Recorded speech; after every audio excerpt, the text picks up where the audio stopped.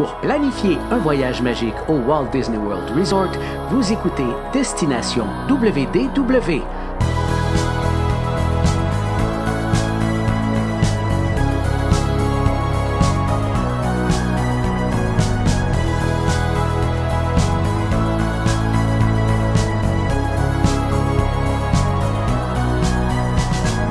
Et voici votre animateur et ami personnel de Mickey, Jean-Philippe Paré.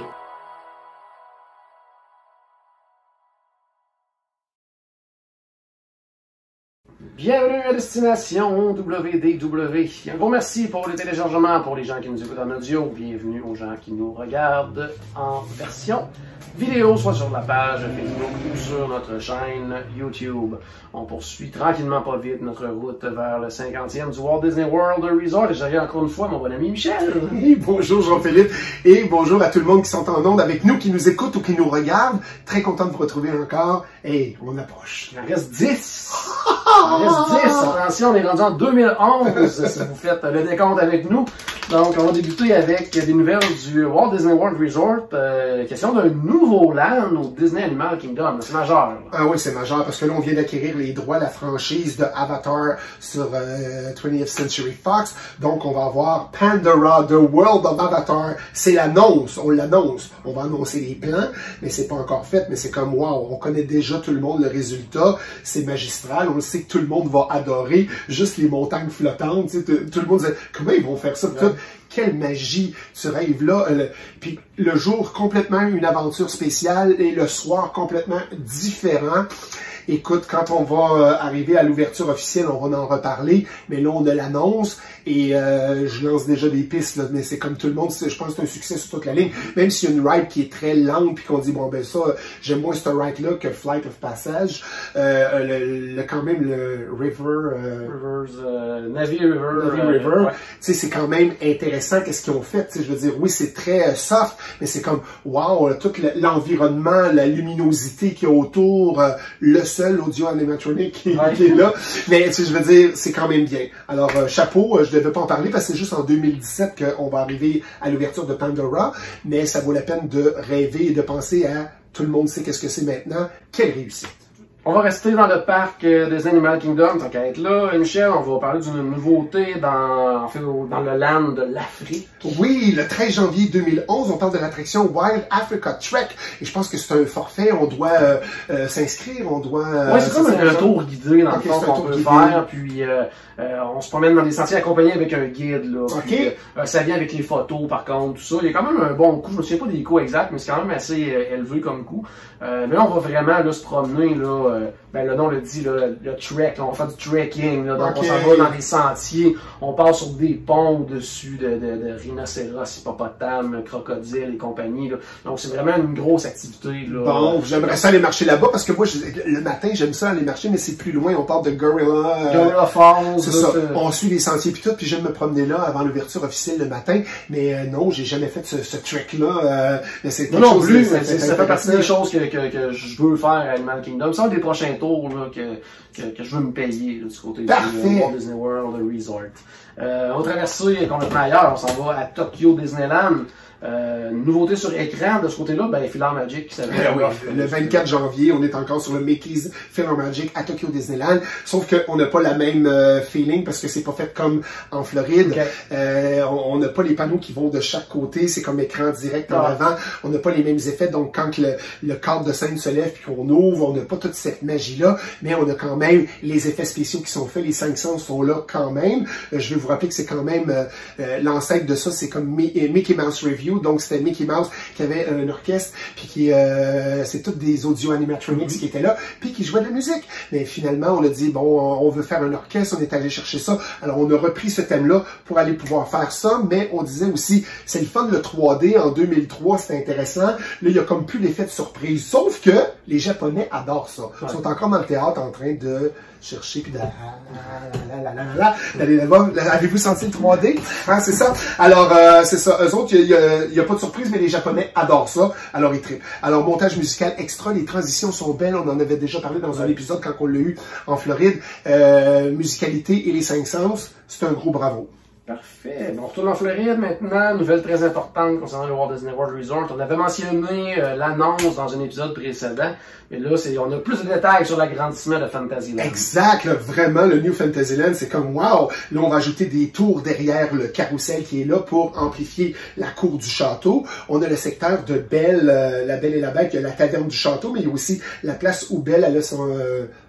je suis pas capable de vous dire le nom. Mais c'est la petite maison. Ouais, Enchanted Tales with Belle. Ça, c'est génial. Juste pour le transit de notre introduction pour s'en aller dans la salle, c'est magistral. Ouais. Il faut aller faire ça. On a le secteur de Ariel, la petite sirène. Alors, on a tout le port qui est là. C'est vraiment bien fait. On a le secteur de la mine avec l'attraction de le Mine Train des Sept Nains. Alors, ça, c'est vraiment génial. Et le secteur du circus qui va être derrière. Donc, pourquoi on met le train de la mine là? C'est sûr que ce qu'il y avait dans Snow White, ça va sortir de là, puis finalement, ça va être un pavillon des princesses. Tu me disais aussi, là, c'est ce que on a confirmé, mais il y avait d'autres choses de prévues. Oui, au départ, c'était d'autres annonces, là, avec un peu le même principe que pour avec Belle, mais avec la Belle au bois dormant, avec Cendrillon. Il va y avoir beaucoup de rencontres avec des princesses, mais dans leur environnement, chacune, là, avec des choses spéciales, là. Aller faire du bricolage avec telle princesse, des espèces de petites activités interactives comme ça. Comme pour Belle, on s'en va lire une histoire avec Belle, mais on allait faire autre chose avec les autres princesses. Ça va être intéressant. Bon, ça va être intéressant. Effectivement. Par contre, justement pour faire place à ce New Fantasyland-là, on devait comme réarranger, réorchestrer une partie de l'ancien Fantasyland qui prenait beaucoup de place déjà. Exactement, mais ça a parti vraiment en 1988, c'était pour le 60e anniversaire de Mickey Mouse. On a fait un Mickey's Birdland, après ça on l'a changé en 90 pour Mickey's Starland, après ça en 96 on est allé chercher le Mickey Mouse Town Fair, Toontown Fair, et puis là on va le changer pour le Circus qui est là, mais écoute, c'était vraiment... Moi, je trouvais ça le fun parce que c'était la place des personnages. Les Toontown étaient là, c'était leur ville. C'était quasiment un village, c'était très campagnard, et là c'est comme la fête foraine qui débarque là, et là on avait vraiment les maisons, c'était vraiment agréable. Sauf que là, bon, on a changé pour le circus, c'est beau, c'est correct, mais ça a été quand même long, c'est 23 ans d'histoire, même si on a changé de Mickey's Starland, Star-C, Star-Ça, là, ça a tout été autour d'un village pour les Toons, ça c'était vraiment agréable. Fait qu'on était un peu déçus, mais que voulez-vous? L'environnement. On peut pas dire, tu sais, là, maintenant qu'on connaît le circus et tout l'environnement qu'ils ont fait, c'est très beau, là, ce qu'ils ont fait, là, tu sais, là, on peut rien dire, mais moi, j'aimais ça aller dans la maison de Mickey Mouse, j'aimais ça d'aller dans... Mais, aller à Disneyland, en Californie, on a encore, le Toontown est là, puis eux autres, c'est vraiment un Toontown fermé, alors eux, ils ont vraiment quelque chose de spécial qui fait que on a encore la maison des personnages. Parfait. Dans le volet télévision Disney et radio Disney, nous avons du nouveau qui va faire plaisir aux plus jeunes. Oui, vraiment, le 14 février, on en avait parlé, mais là, on a amplifié, puis on l'a fait dans le parc. Donc, vraiment, le Disney Junior, là, le channel, là, on est allé chercher, on va amplifier le Mickey Mouse Clubhouse. Donc, M-I-C-K-E-Y-M-O-U-S-C.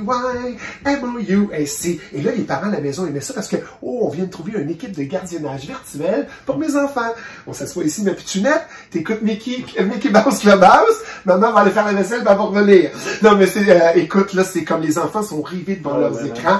Ils ont vraiment, c'est non-stop, là, tu sais, je veux dire, c'est vraiment, là, wouhou!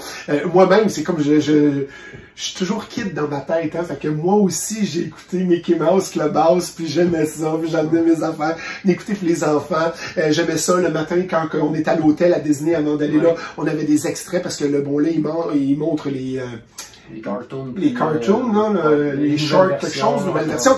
Mais on avait les émissions de Mickey Mouse Clubhouse et compagnie, tout le Disney Playhouse Disney était là, mais c'est vraiment là un gros wow. Et puis ça l'a amplifié et aidé les gens à aller faire la file pour on s'en va au Disney Hollywood Studio pour voir nos personnages live on stage.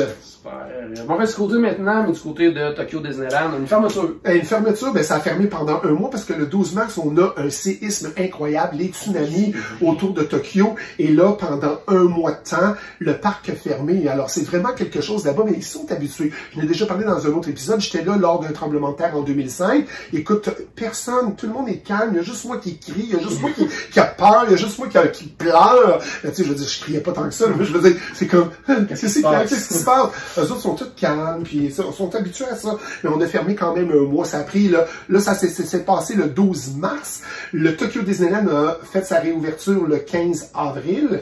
Puis ça a rouvert pour le Tokyo Disney Sea le 29 avril suite au séisme. Alors là, c'était quand même, il y avait eu des dégâts. Il fallait faire attention, étudier le sol, étudier si tout était correct, parce que là, la terre a tremblé. Il y a eu un tsunami, puis il y a eu des dégâts sur le bord. Alors, il fallait tout remettre ça en place pour s'assurer la sécurité des gens, ce que Disney doit faire tout le temps.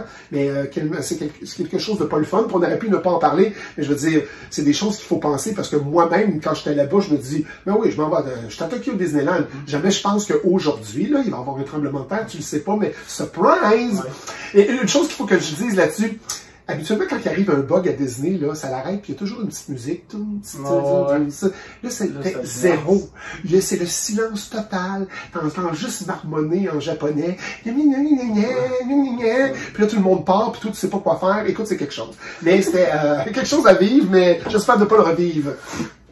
On s'en va maintenant du côté cinéma avec nos monstres préférés qui sont de retour. Oh oui, le 31 mars, Mike Wazowski et Sullivan qui sont là parce que là, on va parler de University, Monster University, c'est comme ça que ça va s'appeler. Alors écoute, tout le monde est là. Quand on voit des films sur l'université, la première journée, il y a plein de kiosques. Tu vas t'inscrire avec quelle équipe? Ils vont faire partie de l'équipe des losers, c'est sûr. Sullivan, lui, il a le talent naturel puis il suit la trace de sa famille. Mais Mike Wazowski, c'est pas la même chose. Il doit travailler fort puis il veut convaincre la gang que si on travaille en équipe, on va y arriver. Fait que il y a des concours, il y a plein d'affaires, il y a des défis pour arriver à garder sa place et arriver à gagner. Effectivement, qui va gagner? Ouais.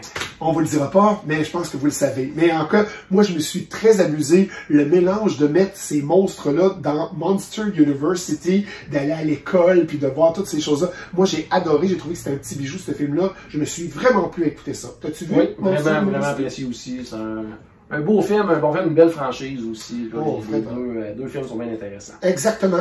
Bonne nouvelle également, le 12e parc Disney débute sa construction maintenant du côté de la Chine. Hey, on est le 8 avril 2011, ça va ouvrir en 2016 et c'est la première pelletée. Donc on s'entend-tu qu'en 5 ans, ils ont fait le plus grand parc Disney au monde dans la superficie avec leur Disney Town, qui est leur version de Disney Springs, Downtown Disney, 3 hôtels, le lagoon en avant, tout ça en 5 ans.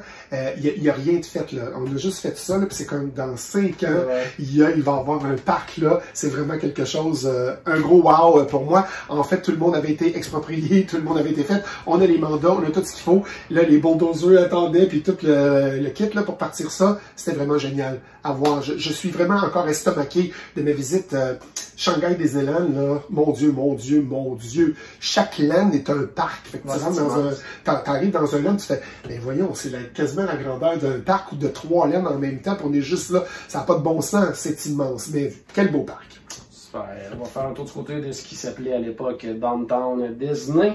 Nouvel endroit qui va permettre aux gens d'aller voir un film, d'aller au cinéma, en fait.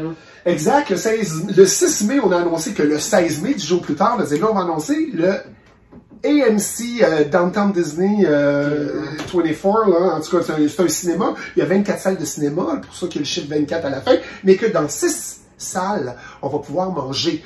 Là, maintenant, aujourd'hui, c'est naturel pour nous. Ce que je disais à Jean-Philippe, on prend notre poutine, nos bébelles, puis on mange encore des burgers, puis tout. Mais je pense que c'est l'organisation à l'intérieur, comment on est installé pour manger. C'était peut-être plus adapté pour pouvoir manger, puis plus mélange restaurant et salle. Mais je sais pas comment c'est. J'ai pas eu le temps d'aller voir des photos. Il y a sûrement des photos qui existent pour savoir qu'est-ce que ça a l'air. Mais on a 6 salles où on peut manger burgers, sandwich, pizza et compagnie. On a l'offre resto pour ce cinéma qui est à Downtown Disney. Parfait. Un autre suivi aussi sur un épisode précédent, parce que là, on va parler de la nouvelle version de Star Tours. Hey, ça, c'est cool, par exemple. Je l'aime, cette version-là. 10 mai, on parle de... Là, c'est l'ouverture, mais on va faire quoi? C'est que c'est The Adventure Continue. Alors là, on a C3PO qui est là. C'est lui qui va prendre la charge pour embarquer là-bas. Il sait pas conduire. Il est supposé de venir réparer quelque chose. Là, whoop, on part. Là, il y a tout le Dark Side qui est là. Il y a Darth Vader qui nous arrête en avant. Et là, on est à la recherche d'un espion qui est à l'intérieur de notre vaisseau à nous. Et là, c'est la photo de un qui est là, qui apparaît en avant. Et là, on court, on essaie de sauver le Darth Vader et de toute la brigade. Et puis, c'est quelque chose d'intéressant. Plus tard, on sait qu'on a ajouté plusieurs parcours, mais ce parcours-là était le premier. Et là, au moins, c'est comme, waouh, c'est rafraîchissant. Alors, on a changé la musique, la qualité d'image. On ne pouvait pas agrandir les images, faire le vaisseau plus large. Ce qu'ils ont fait à Hong Kong Disneyland, quand on a embarqué dans ce genre de tour-là, on a dit, on va agrandir le vaisseau. Mais là, même s'il est plus petit, on a quand même les effets, puis ça va quand même super bien. Super. Toi, qu'est-ce que tu penses de cette version-là? Moi, je pense que c'est une belle version. Ben, juste, en fait, l'ajout du 3-2, c'est quand même un ajout majeur dans cette version-là. Puis le fait aussi que chaque expérience peut être différente. Là, oui, maintenant, là, mais là, on avait juste une quand ça l'a ouvert, là, mais les autres sont venus assez rapidement. Effectivement, donc ça. Donc, mais le fait justement de donner l'option aux Imagineers d'offrir différentes versions, je pense que c'est l'attrait principal de cette version-là. Vraiment? Oui. Maintenant, ça va du côté de la Californie. Deux nouvelles attractions qui ouvrent le même jour. C'est assez rare quand même. Oui, effectivement. Il y en a deux. Là, je vais vous en parler de une. Oui, c'est vrai, je viens d'allumer sur la deuxième. Le 3 juin, c'est l'ouverture de l'attraction de Little Mermaid. C'est le Ariel's Undersea. C'est vraiment une belle attraction. On l'a aussi à Magic Kingdom, je suis mêlé dans mes facs, mais c'est comme un bel environnement où on a mis vraiment l'histoire d'Ariel, c'est vraiment bien fait, Under the Sea, le party, on est là, l'histoire, on la suit rapidement, mais il y a des belles transitions qui sont faites, les cartes qui descendent sur le dos, on voit l'eau en avant de nous, les audio animatronics sont le fun, et puis c'est un court parcours, mais on suit quand même l'histoire, et je trouve ça bien. Et c'est ça, nous on avait ça à Disney's California Adventure, et on avait aussi le Goofy Ski School. Oui, alors, c'est en fait un peu comme le principe, on en a un à Dinoland USA, il est fermé. Oui, là, oui, mais oui, on en avait un. Primeval World, ça s'appelait. Fait que, tu sais, là, on monte, puis là, on s'en va sur les côtés, puis André Duchamp en avait parlé, qui avait fait cette attraction-là, mais qui s'est dit, quand on est adulte, on a l'air être serré, puis quand on tourne, on a l'impression qu'on va tomber en bas. Fait qu'il y a plus d'excitation sur le jeu, parce que ça va pas vraiment vite, mais c'est vraiment quelque chose de bien. Fait qu'on glisse de gauche à droite. C'est pas énervant, mais c'est juste distrayant, puis c'est le fun, puis c'est un beau moment passé avec nos enfants pour passer dans ce manège-là, je crois. Oui, ben le fun, c'est ce qu'ils appellent de mémoire, c'est le Mouse Trap qui appelle ça, ce type d'attraction. Exactement, tu viens d'allumer, je ne savais pas, mais effectivement, c'est un Mouse Trap. Tout à fait. Donc maintenant, Disney Pixar, oui, qui présente une suite très attendu, sauf par moi. Le film de Cars 2. T'es pas un gars de Cars, toi? Vraiment pas, non. C'est pas une franchise que j'apprécie particulièrement. Mais j'ai jamais accroché sur ces films. Mais avoue que le land est génial. Oui, le Cars Land est incroyable. Vraiment. C'est à se jeter par terre. Exact. Mais la franchise, les films en tant que tel, moi, ça me parle pas. Fait que c'est le 27 juillet, on a décidé de sortir la deuxième partie avec Flash McQueen. Alors, finalement, il y a des méchants qui sont là, qui vont prendre le pétrole, puis voler ici, puis là, finalement, et on chicane de gauche à droite. Il devient pratiquement un agent secret là, à travers cette aventure-là, dans le monde en plus. Puis là, ben, finalement, on va résoudre le problème, puis tout va bien se passer. Il n'y a pas mille et une situations à discuter. Sauf que comme mon ami Jean-Philippe, je suis un peu comme ça, je suis pas de la franchise Cars, mais j'aime tellement le land, Cars Land. Écoute, je suis en amour avec ça. Mais écoute, il y a plein de gens qui sont contents. Moi, je connais quelqu'un petit que j'ai croisé, et puis quand Flash McQueen arrivait, puis c'était à Disney's Hollywood Studios, et il sortait, puis les jeunes criaient, ils l'attendaient, comme si vraiment l'auto était en vie, là, tu sais, là, Flash McQueen, ils criaient là, pour les avoir. Je capotais, c'était comme, c'est donc bien cute de voir ces enfants-là en amour avec une voiture, vraiment, là, tu sais, là, pour eux autres, c'est une voiture vivante avec les yeux, puis tout. Et quand on va dans Cars Land, toutes les voitures qu'on voit, c'est comme, wow, on dirait vraiment que c'est un characters, là, tu sais, là, c'est vraiment bien fait. Bravo. Ouais, une belle réussite à ce niveau-là. Le mois d'août maintenant, débute par quand même une certaine controverse. Toute une controverse. On parle de Enchanted Tiki Room, puis là on avait fait, là, faut le changer, on va faire une version refresh, puis là on va mettre Zazu du Roi Lion avec l'autre de Aladdin, Lago machin. Là. Oui. En tout cas, toujours est-il que eux autres, ils voulaient juste comme puncher tout ça, fait que là, on suit quand même Enchanted Tiki Room, puis là, eux autres, ils font « Ah, c'est quoi ça? » Puis là, on se met à gueuler, puis à changer, puis à virer tout ça à l'envers, mais finalement, pas les critiques, mais je veux dire les gens, les puristes de Disney, c'est comme, finalement, c'est une satire de, puis on rit de cette attraction-là. Fait que c'est comme si on riait de l'œuvre de Walt. C'est comme si, mais aux États-Unis, en Europe, non pas en Europe, dans l'Ouest, c'est pas pareil. Quand tu vas en Californie, puis tu vas là, les gens sont plus respectueux envers le travail de Walt et les originaux et les classiques.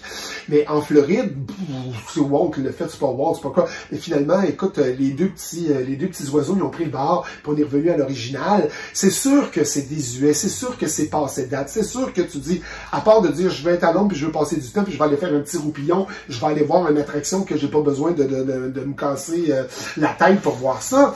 Qu'est-ce qu'ils vont faire plus tard avec ça? Je ne sais pas. Mais en Californie, ça tient encore la route et les puristes sont là parce que faut savoir que personnes âgées, des personnes, tu sais, là, ils ont le carte gold, puis ils sont là, puis ils vont là tous les samedis, puis ils se donnent des réunions, puis ils visitent les affaires, puis ils mangent le Dole Whip, puis ils vont faire les attractions. Pour eux autres, c'est important, ces affaires-là, puis ils vont toujours être là. Ce qui va arriver en Floride, je ne sais pas, j'en ai pas entendu parler. Puisque Tiana a pris la place de Splash Mountain, qu'arrivera-t-il à Tiki Room? Mais c'est plus ces petites affaires-là, c'est bye-bye, les deux petits rigolos, là. C'est bon. Côté hôtel, maintenant, on offre une nouvelle expérience, oui, un peu différente du côté du Grand Floridien Resort and Spa. C'est pas le Floridien, en fait, on va parler de Aulani. Ah, ben oui, c'est vrai, excuse-moi, oui, je suis pas du tout dans la bonne question. Donc, on offre, c'est ça, dans le fond, on s'en va vraiment dans une expérience totalement différente de ce qu'on offre habituellement sur toutes les îles. Vraiment, là, vous devez savoir, écoute, là, on parle de prix, là, c'est dispendieux. Mais vous, est-ce que vous pouvez envoyer les gens là-bas? Si oui, sur des destinations, effectivement, là, chez qui on peut envoyer. Fait qu'il faut pas penser d'aller dans un parc thématique, comme on a parlé dans l'autre épisode. C'est vraiment quelque chose, on relaxe, c'est des vacances relaxantes. Oui, les enfants sont là, les personnages sont là, mais je veux dire, là, on fait de la plongée sous-marine, on va faire du spa, on va faire du yoga sur la plage, on va faire plein de choses. Les personnages sont là, on a des randonnées, mais c'est vraiment, pense à relaxation, vraiment zen, aller là, puis de vivre une expérience de relaxation. Resort and Spa, là, c'est vraiment, là, mais c'est beau, c'est magnifique. Tu regardes des images de ça, puis tu fais comme, mon Dieu Seigneur, wow, quel complexe, mais c'est ça. Préparer, c'est plus dispendieux qu'à la normale. Même, je vous dirais, il y a moins d'activités, moins d'activités sont différentes. C'est un resort, c'est ça. C'est un endroit pour les relaxer. Comme quand on va dans un tout inclus, là, dans un hôtel, tu peux manger, tu peux aller à la plage, il y a des excursions, c'est le même principe, mais à la Disney. Donc la magie coûte un petit peu plus cher. On va terminer cette année 2011 dans un parc asiatique. On s'en va du côté de Hong Kong Disneyland parce qu'il va y avoir un nouveau land. Oui, le 17 novembre, là, on parle du Toy Story Land qui arrive là aussi. Mais encore, je suis fatigué avec mon affaire de Hong Kong, mais toutes les entrées de land sont toujours en dessous de la traque des chemins de fer. Le rail est là, puis on passe là, mais c'est comme wow, c'est bien fait. Et à cause des fameuses montagnes, on est sur Land 2 Island. Je n'ai parlé à tous les épisodes où je parle de Hong Kong Disneyland. On a l'impression que les montagnes ont été faites par Disney. On dirait que c'est tout le temps. Fait qu'en plus du jardin de Andy, on a les petites montagnes en plus en haut. On se sent minuscule et c'est magnifique. Alors je trouve ça très beau, je trouve ça trop beau. Donc on a ouvert le Grizzly Gulch, on a ouvert le Mystic Point et là on a le Toy Story Land. C'est très immersif, c'est vraiment génial à voir sur tout point de vue. Excellent. On s'est fait le tour aujourd'hui? Ben, c'est ça. Alors, j'espère que la magie tourbillonne autour de vous encore aujourd'hui. Merci encore, Jean-Philippe, de m'avoir invité. Et on se retrouve bientôt parce que là, on approche. Là, on vient de terminer 2011. Il en reste vraiment pas long. Alors, soyez avec nous. Les prochains épisodes, on va vivre des belles affaires. On les vivra pas toutes parce qu'on peut pas parler de tout. Mais on sera là avec vous. Excellent. Donc, à la maison, j'espère que vous avez acheté un tout petit peu de magie dans votre journée. N'oubliez pas, bien sûr, que tout a commencé par une souris. Et on se reparle très bientôt. Bye bye!